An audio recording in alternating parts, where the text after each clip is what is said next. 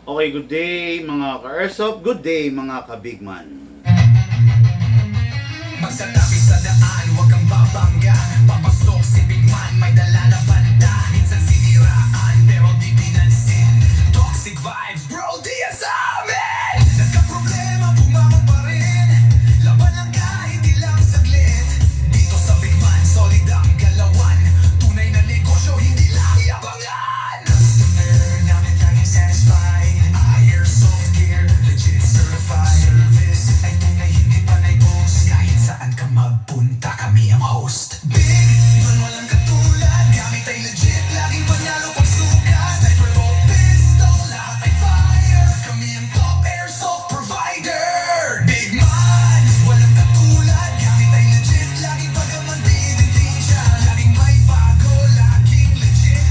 Big Man rules, wag kang bitter, kid. Big Man, walang katulad. Gamit ay legit, laging panalo pag sukat. Sniper o pistol, lahat ay fire. Kami ang top airsoft provider. Kalat ang inggit, pero hindi sila makalapit. Try to copy, pero fail ang gamit. Boom, boom, pow, pag nagpaputok, parang Big Viper. Di ka mamipat ng dog, kasi sila makalapit. Try to copy, pero fail ang gamit. Boom, boom, pow, pag nagpaputok, parang Big Viper. Di kami patok-tok. Customer happy, service tight. Walang scammer, we do it right. Lift your game up, don't be a joke. Big Man blazing, lahat ay woke. Big Man walang katulad, laging on point, parang sa baril ang lakad. Rush fire, deals tighter. Big Man airsoft sniper. Sa presyong tama, sa gamit na solid. Panalo ka palagi, di ka magiging biktima, kid. Big Man ang pangalan, tandaan mo palagi. Sa airsoft game, kami ang hari.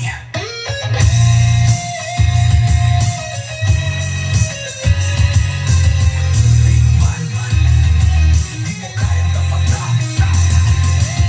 Walang gaya-gaya, panalo palagi. Kaya sa Big Man, siguradong real ka bossing.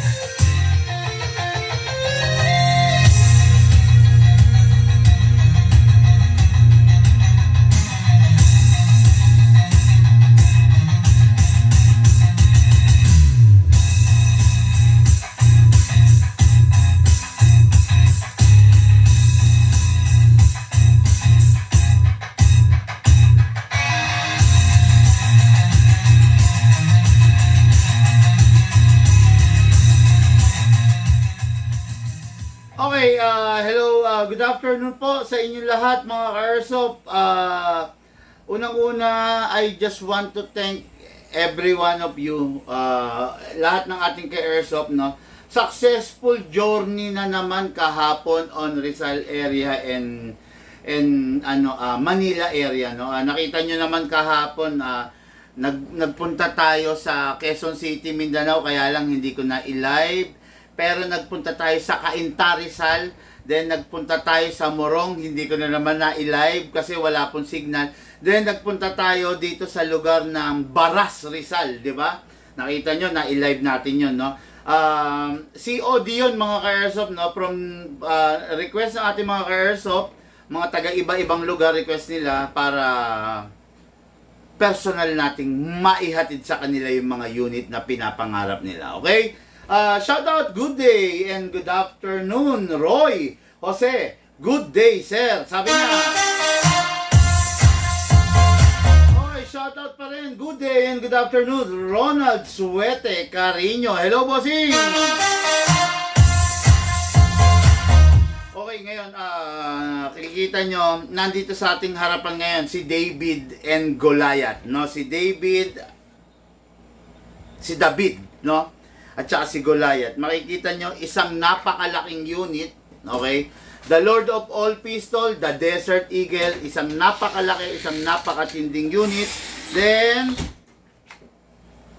isang napakaliit naman, no? This is a high-end version of a Glock series. Makikita nyo, ibang-iba yung itsura niya, okay? By the AW Custom. Kwadradong-kwadrado.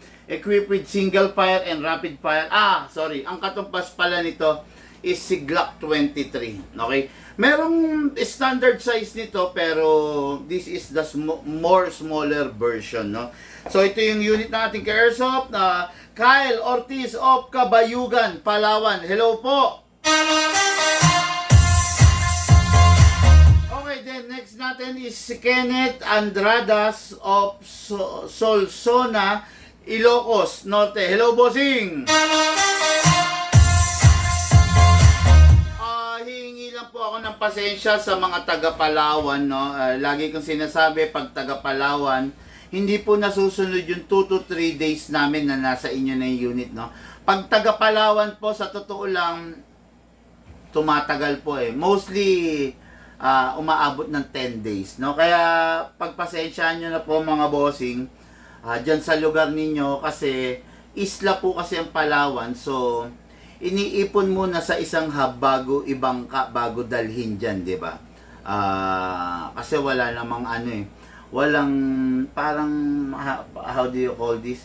Walang kalsada, walang daan na, na direkta, no? Na land travel na para makapunta ng Palawan, no? Pagpasensyaan nyo na po, medyo matagal po talaga, no? Okay, Roelito Manabat, good day po sir. How much po yung ganyan, yung maliit, sabi niya, no? Bossing, mag-PM ka po sa amin para maibigay sa iyo yung buong detalye. Okay, this is not a, ito nakikita nyo is not a, parang entry-level edition, no? This is a high-end edition by the AW Custom. Napakaganda. Pakita ko sa inyo yung entry-level, no? So, this is just the entry level para may comparison lang kayo, ha. Ito yung katumbas. This is the WE while this is the AW Custom. Okay. Kung makikita ninyo, ayan, papakita ko sa inyo na malapitan. Ayan po siya. Ayan. Kitang-kita naman sa camera kung ano yung pinagkaiba. Kitang-kita sa camera kung ano yung meron yung isa na wala yung isa. Regarding sa design, kitang-kita rin. Regarding sa tibay, syempre, ibang-iba rin po, no? This is the entry level, Glock 23, while this is the high-end edition. Makikita nyo, medyo slatted ang design nung mismong slide niya. Ayan, makikita nyo. Ayan, meron dyan sa side, meron rin sa ibabaw. Napakaganda, no? Kung naghahanap kayo ng maayos na detalye ng pistol, the best talaga tong unit na to, no? Maayos na detalye, magandang detalye ng pistol, talagang kababaliwan, no? Tapos, isa pa sa advantage nitong unit na to is, pwede siya sa mga bata, pwede siya sa mga babae, kasi napakaliit, hindi ganun kataba yung grip niya. Eksaktong-eksakto sa mga bata. Kung sa akin, kung akong gagamit, actually, sobra-sobra to, no? Sobra-sobra kasi lalaki ako, malaki yung palad ko, no? Kung ikaw lalaki ka, nagagamit ng airsoft at seryoso ka sa pagta-target, huwag kang maggaganitong size. Medyo bonjing ang dating pag ganitong size kasi kung halimbawa, lalaki ka, ang laki-laki mong tao, tapos ganitong gagamitin mong size, medyo hindi aakma, no, dun sa gamagamit. Kasi, mas maganda kasi yung barrel, halimbawa, malaki ka, malaki rin yung barrel. Nagko-compensate dun sa itsura mo yung barrel, di ba? Pero pag maliit ka, tapos malaki yung barrel, medyo awkward naman. Pag malaki kang tao, tapos ang liit naman ng barrel mo, awkward. Hindi maganda, okay? Kaya ito, bagay na bagay ito kung ang maggagamit is mga babae, tapos mga bata, no? Yun ang the best para dito sa unit na to, okay? Tapos, ng unit na to, syempre, lifetime warranty, mga ka-airsoft, naka-upgrade na. Ngayon, bago tayo mag-live, ano ba yung i-focus muna natin, no? Big man, ganito sa every live natin, magbubukas tayo ng isang topic bago tayo pumunta rito, okay? Ano ba yung nagagawa ng tinatawag na trigger job? Ayan, trigger job, okay? Pag sinabing trigger job, hindi naman ibig sabihin nakafocus lang tayo rin sa trigger. Hindi. Lahat ng maintenance na pwedeng gawin sa loob ng unit natin is ipapakita natin, okay? Meron akong dalawang example dito. Ayan, makikita nyo to, dalawang piraso, shadow. Okay? The Everyman's Dream, the Shadow 2, isang Shadow Orange, at saka isang Shadow na Blue, original. Okay? Itong unit na to, ito amin to. Itong Shadow Orange, amin to. Okay? Unit to ng anak ko na si Lucas. So, siya ang gumagamit nito, siya ang nagpa-fire nito. Ginagamit niya to for more than 2 years na. Ito 2 years. And this one is sa ating customer to. Shoutout po, Engineer Baltao of Cainta Rizal. Multiple repeat client natin yan. Unit to ni Engineer Baltao. Itong unit na to is, I think, wala pang 1 taon to. Bago pa lang to. Okay? Bago pa lang. Wala pang 1 taon. Ngayon, ipapakita ko sa inyo yung item na naka trigger job, naka fully maintain doon sa item na hindi naka fully maintain. Okay? May pagkakaiba yan. Merong ano yan, merong bagay na paano ba sabihin to? Na ikinakabuti at saka ikinakasama ng unit. Okay? Oy, sabi, sir, meron ako yung for CQB. Gusto ko naman yung side arms. PM mo naman ako ng price. Roy Jose, bossing, wag nyo pong sabihin sa amin na mag-PM kami sa'yo. Kasi baka nanonood po yung mga scammer. So, ang mangyayari, ipipm ka nila. Ang akala mo, kami po yung nag-PM sa'yo. No? Hindi po kami mag-PM sa'yo, bossing. Ikaw po ang mag-PM sa amin para po magre-reply kami. Pag sinabi mong i-PM nyo ako, so, uunahan kami ng mga scammer. Ipi-PM ka. Ngayon, ang buong akala mo, kami sa big man yung kausap mo. No?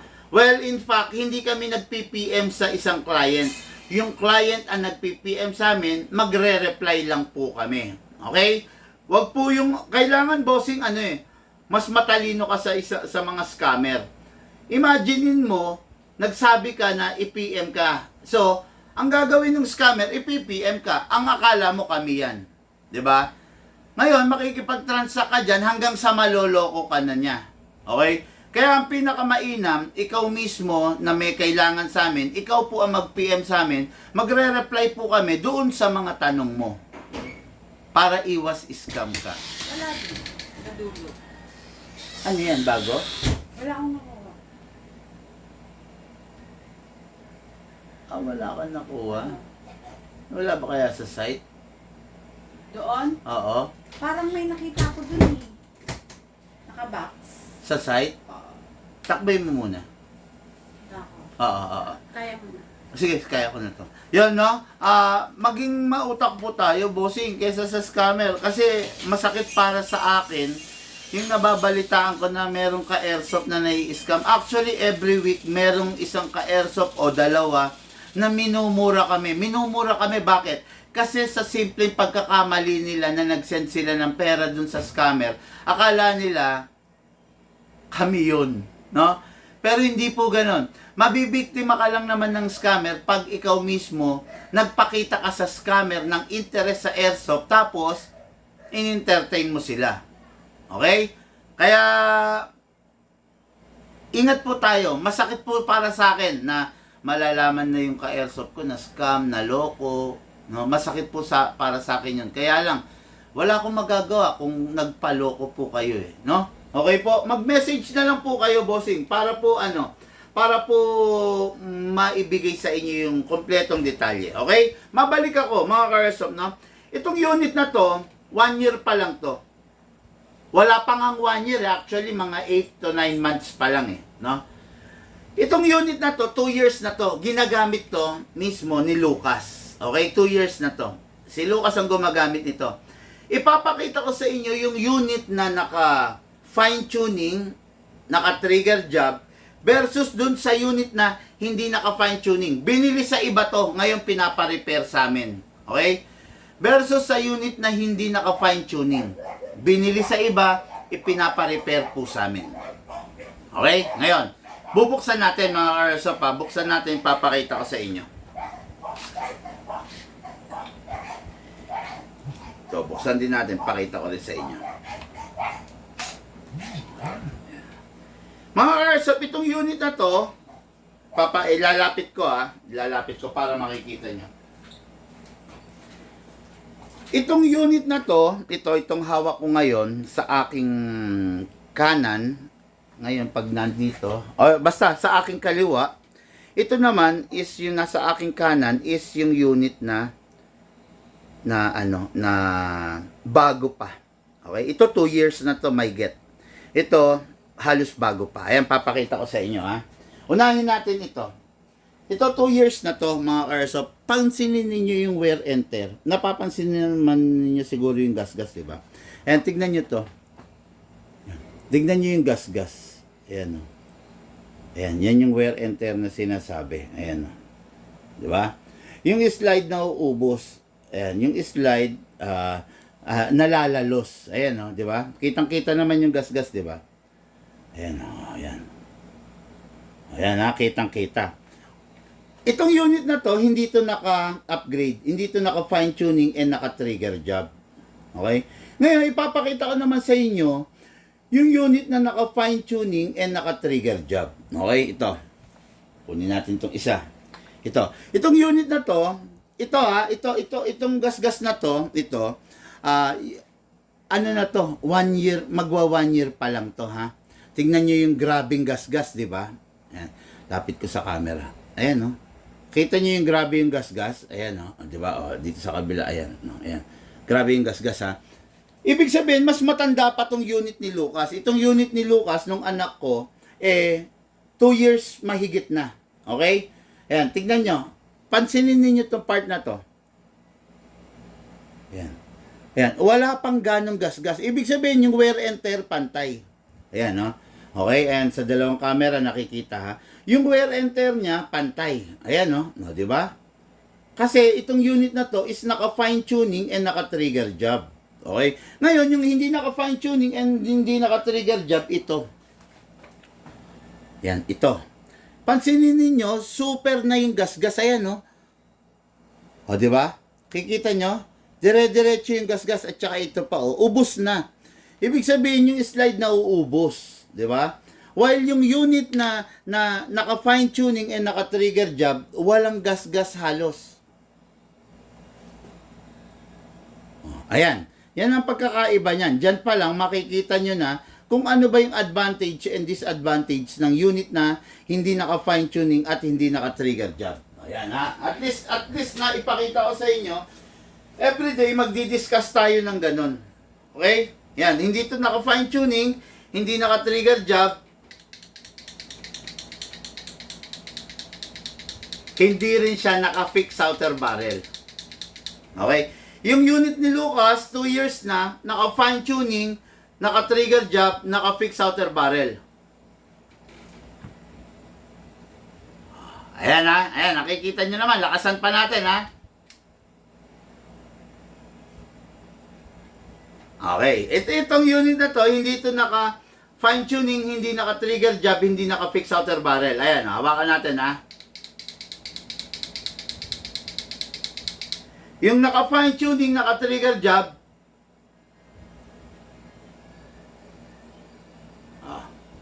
yung hindi naka-fine tuning, hindi naka-trigger job, hindi naka-upgrade, yan yung difference mga ka-airsoft, no? Yung unit na quality versus sa unit na hindi quality. Okay? Again, yung unit na naka-fine tuning, naka-trigger job, walang kalog. Pero yung hindi naka-upgrade, ayan. Yung naka-upgrade, ito. Ayan, di ba? Nakikita nyo naman yung difference, di ba? Nakikita nyo yung pinagkaiba ng bawat unit. Kaya, sa akin lang, kayong bahalang mamili kung ano yung gusto nyo. Kung yung ang gusto nyo is, doon kayo sa unit na naka-fine tuning, naka-trigger job, well and good.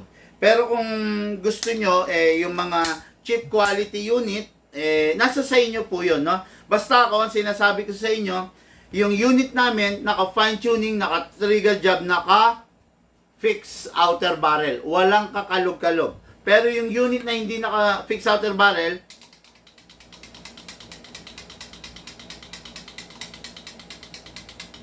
kayo na lang po ang humusga kung anong dapat na unit na para sa inyo. Ito yung unit na naka-fixed outer barrel, naka-fine tuning, at naka-trigger job.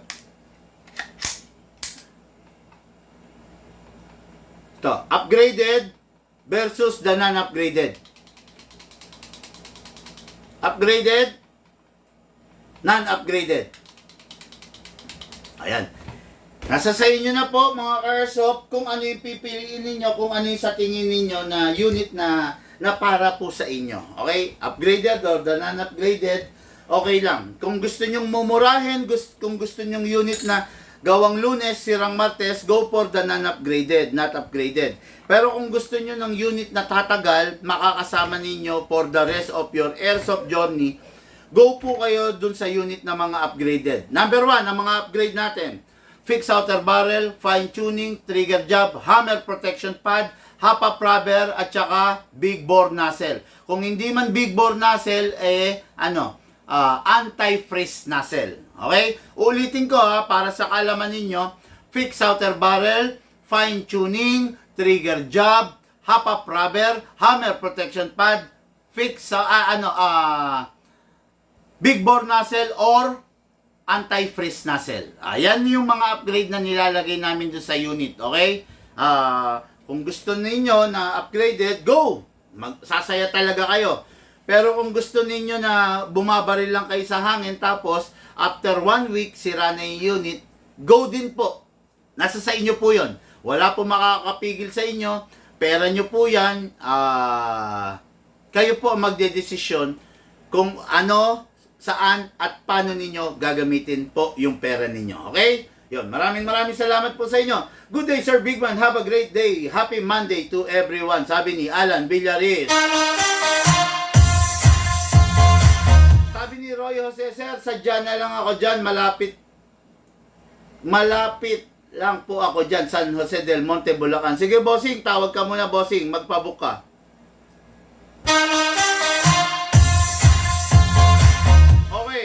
David and Goliath, isang malaki, isang maliit, pagkanda liit-liit, pagkanda laki-laki. The Lord of all Pistol, the Desert Eagle, unit ng ating ka-airsoft, Kyle Ortiz, Kabayugan, Palawan. Hello, bossing. Maraming salamat sa tiwala mo.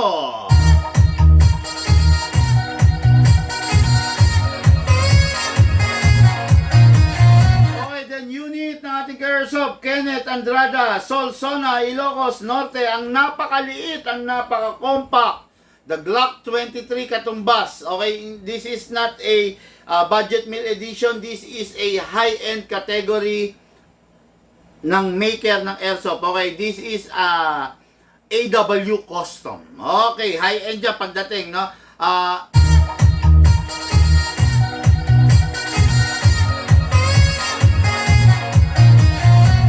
Si WE at si AW Custom mag-sister company yan. Isang kumpanya lang yan, no?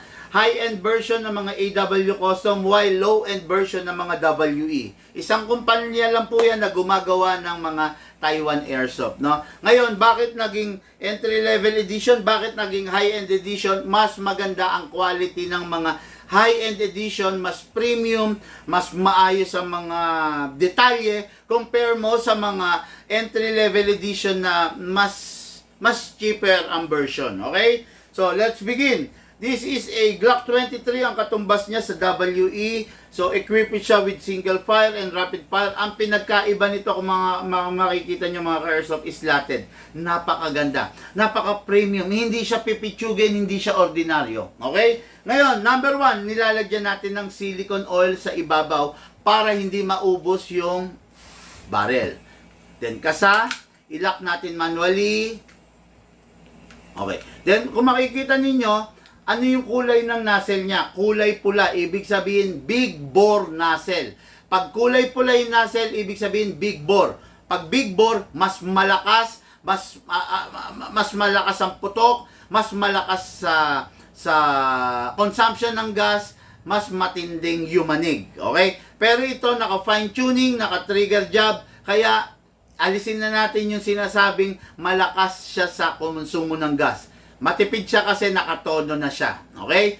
Pag nakatono yung unit, matipid, mag-e-enjoy ka. Pag hindi nakatono yung unit, hindi siya matipid, mamumulubi ka.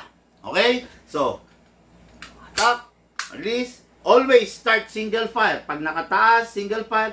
Pag nakababa, rapid fire. Okay, single po muna tayo. Kunin natin yung magazine. Press the valve, then spray. Okay, after that, dito sa ilalim. Okay.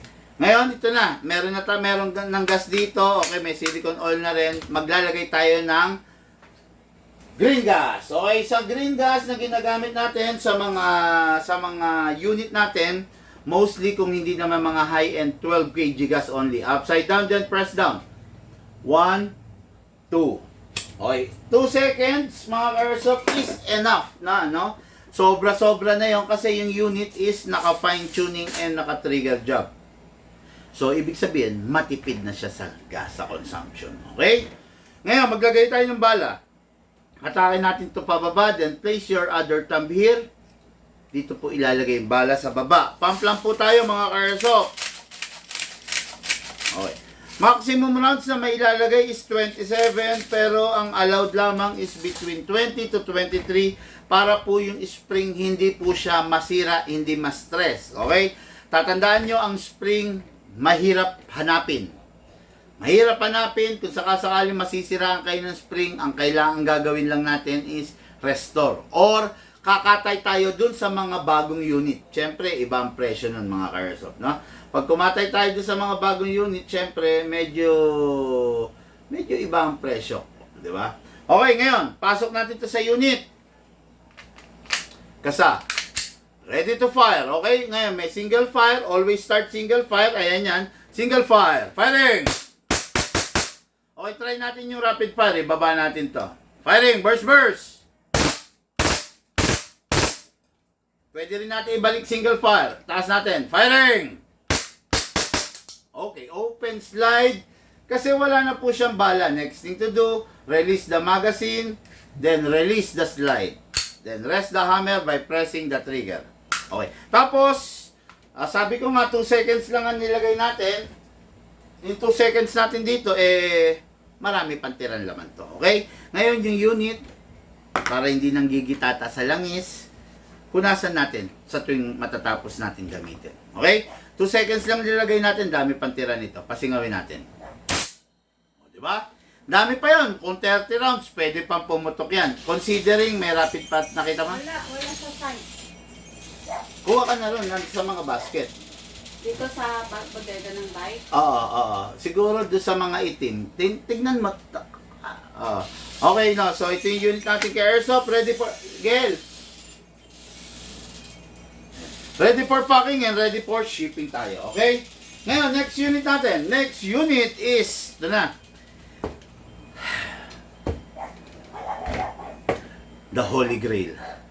Yung unit na nagpapalpitate ako. Yung unit na kinakabahan ako sa tuwing ginagamit ko. Dahil sa taglay niyang laki, lakas, the Desert Eagle, the Lord of all pistols, ang Diyos. Hawak ko na ngayon ang Diyos ng lahat ng mga pistol. Ang pinakamalaki, ang pinakamabigat, ang pinakamalakas. 550 FPS.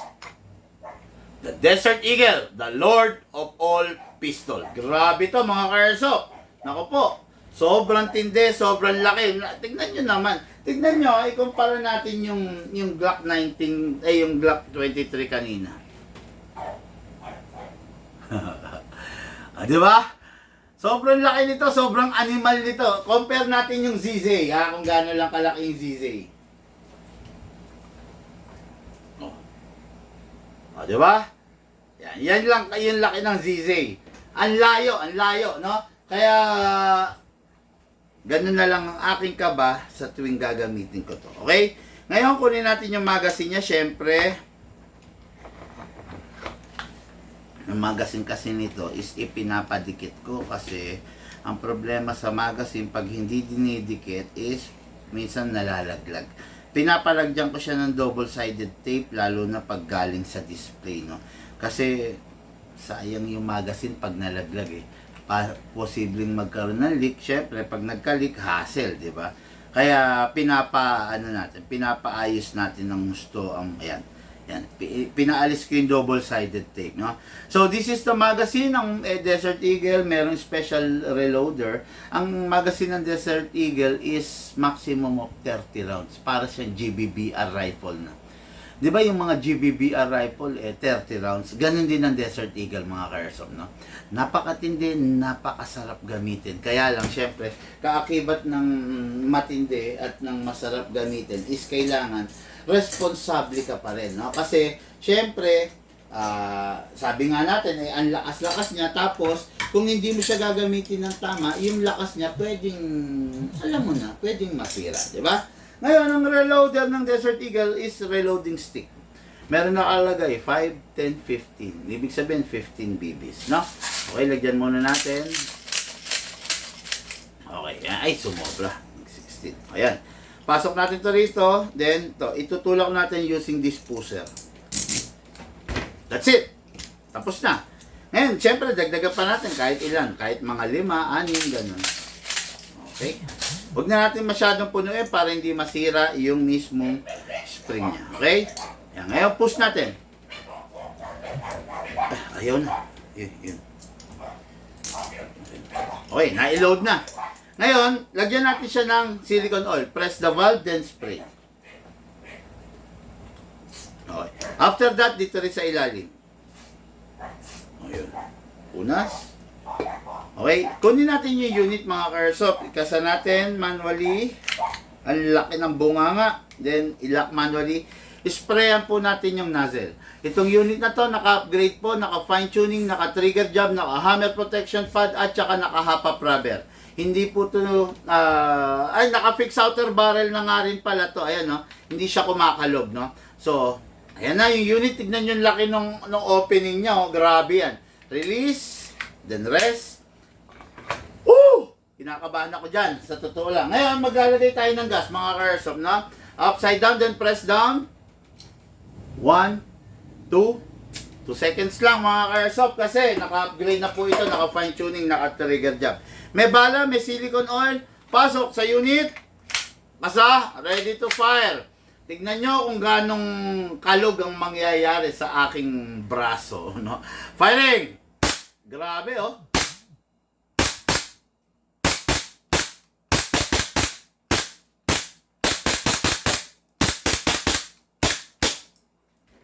Open slide kasi wala na po siyang bala. Next thing to do, release the magazine. Siyempre, release the slide. Then rest the hammer by pressing the trigger. Mga ka-airsoft, grabe. Sa totoo lang, hindi ganun kadalas i-live ko tong unit na to kasi hindi ganun kadalas yung taong may afford dito. Pero sa tuwing inilalive ko to, talaga naman, tumatayo ang aking balahibo sa taglay niyang lakas, no? 550 FPS, lakas ng isang upgraded na GBBR inilagay dito sa isang pistol. Okay? Ngayon yung unit, pag hindi nagagamitin, bago itabi, punasan, alisin yung excess oil, tapos pasingawin ang tirang hangin. Dami pa laman. Okay? Unit po ng ating airsoft, Kenneth Andrada.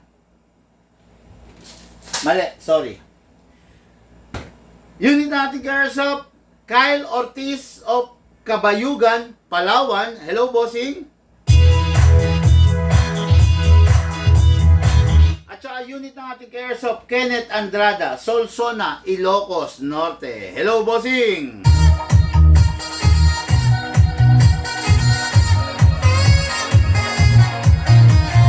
Okay, mga airsoft, maraming salamat sa mga nag-share ng ating live video, sa mga nag-like, nag-follow, maraming salamat po. Sa mga hindi pa po nag-share ng ating live video, share nyo naman. Napakaliit na pakiusap lang po mula sa inyong lingkod para po gumanda, dumami tayo sa ating community. Mga ka-airsoft, share nyo po yung live video natin, and then i-follow nyo po itong page natin. Lahat po tayo nagmula sa iba't ibang larangan, pinagbuklod, pinag-isa ng iisang libangan. Siyempre, yung po ang paglalaro ng airsoft, atid po sa inyo ng inyong lingkod, Big Man.